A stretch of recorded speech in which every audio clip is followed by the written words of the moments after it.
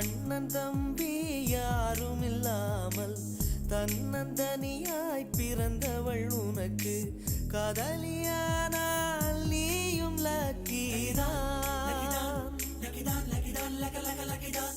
காற்றை மழையில் நீ நனைந்திருக்க ஒற்றை குடையில் ஓரழகி உனை குடைக்குள் அழைத்தார்.